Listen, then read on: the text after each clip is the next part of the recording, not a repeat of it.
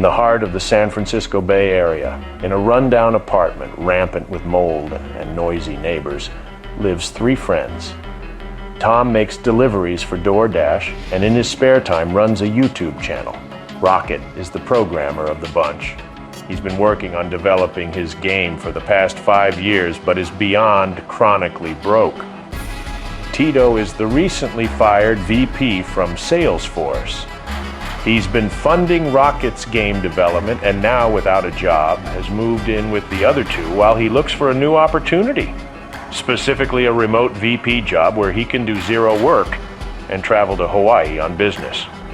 One weekday night, Tito and Tom are gambling on Twitch streamers. When Tom starts laughing and says, "Watch this," Tom proceeds to use a VPN and a cell to swat one of the streamers.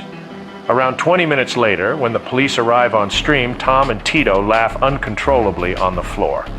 Rocket isn't paying attention, however. He's been trying to create characters for his game, and he's come across a discovery. He calls over the other two guys to explain his discovery. While attempting to generate a backstory for a specific character, he used a data set that he built to test the truth of what he and the character would do. After putting in enough input about himself, he is able to calculate what the real version of himself would do. Rocket shows a primitive example and explains if he had the processing power, he could run this in real time for anyone. Tom hops in and asks if he can really predict the future. Rocket nods his head and goes back to his code looking for improvements. Tito is very quiet, just watching, but he is formulating a plan.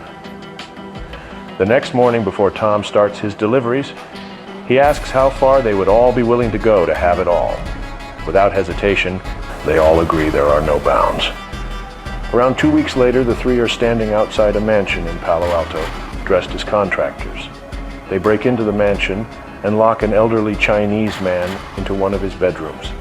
Over the next few hours, they fully move in and start planning on the next phase of the plan. You see, the elderly man was an inventor of a brain interface that at this point had limited functionality, unless the patient was unconscious. Still, the man had money, no family, and the perfect launching pad for Tito's larger scheme.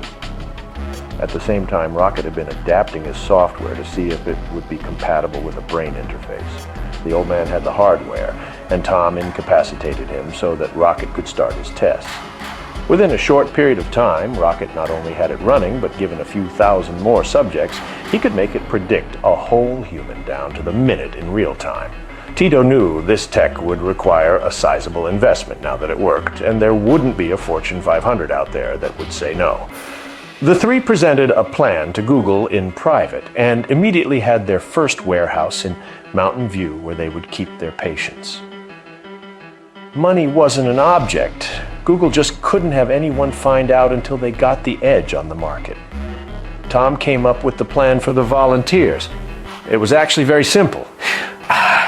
He would find the homeless on the streets of San Francisco and offer them drugs and alcohol. Once in his car, they were incapacitated and brought to the warehouse they dubbed the Gateway. The Gateway was lined with beds, and on those beds were unconscious participants in Google's new cloud. An AI so powerful its value could not even be enumerated once it was at full power. Tito greased the wheels with the executives, Rocket ran the developers, and Tom dealt with human resource management.